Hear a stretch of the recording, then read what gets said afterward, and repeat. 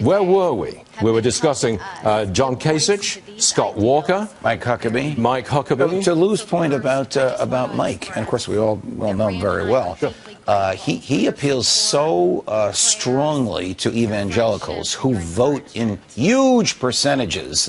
The percentage of evangelicals that vote in Republican primaries is probably a higher percentage than any other identifiable Republican group. That's an enormous base of strength to Mike. It will control, arguably, the outcome of the Iowa caucuses, which is the first contest less than a year from now. So your guy is Ron Paul.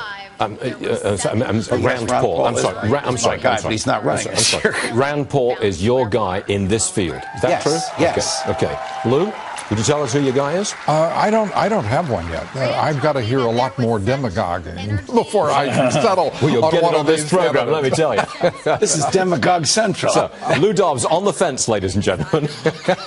Not likely. Not likely. Okay. I think I'll go back to those Midwest governors, Kasich and Scott Walker. Remember, it was not that long ago, February of 2008. 2007, when Barack Obama announced. So, in other words, it's only been recently, back in the first election with Barack Obama, where he all of a sudden showed up on the scene and said, I'm running. And he was a no-name. So I'm just saying, here we are in early April, a no-name that is a dark horse, I think has a real shot. None of the leaders in polls for their party's nomination have succeeded with the nomination if they were in first place at this stage of the campaign. And taking a look at that, I think it's probably important for us to withhold a bit of our enthusiasm for any one or two of these candidates, because disappointment may follow. Well, will Hillary Clinton break that mold because she's so far ahead? The lowest number I've seen is 60% of Democrats. Right. The highest I've seen is what you quoted earlier, and 80%. I think those Democrats are going to come together. They will come together. How much she lies, they may not like her a lot. No matter how much she lies and cheats and steals and breaks the law, they still love her. Yeah.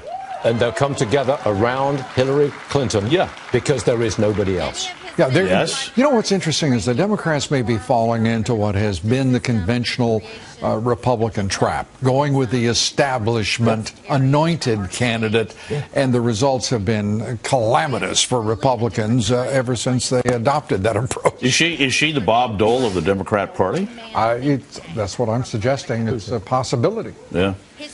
Now, our producers have been listening to what Kelly Paul has been saying as she starts her introduction of Senator Paul. And she is mentioning that her husband has been the one to go into minority areas, to address different audiences, to go after, if I can use that expression, to attempt to rope in different audiences and different supporters who have not traditionally been much of a part of the Republicans don't even know what the expression for that is. The Democrats do. It's called outreach. They've got a fancy name for it.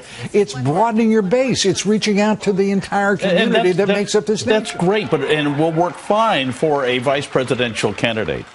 Okay. Bill Clinton just gave a lengthy interview to Town and Country magazine in which he described what he and Hillary plan to be doing in the next year, which is not campaigning, but reintroducing her to the American people in sort of a soft way to alter her image. I'm paraphrasing. I could quote. Did he, in that interview, do what Hillary did about this time?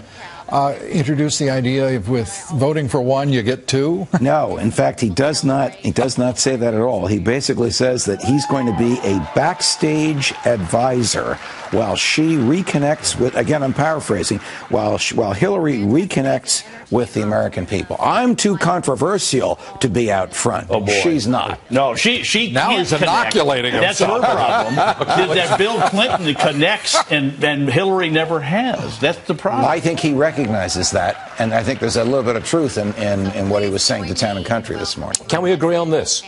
We would vote for the presidential candidate who will restore prosperity to America. And on that note, listen in, because here comes Senator Rand Paul to the podium.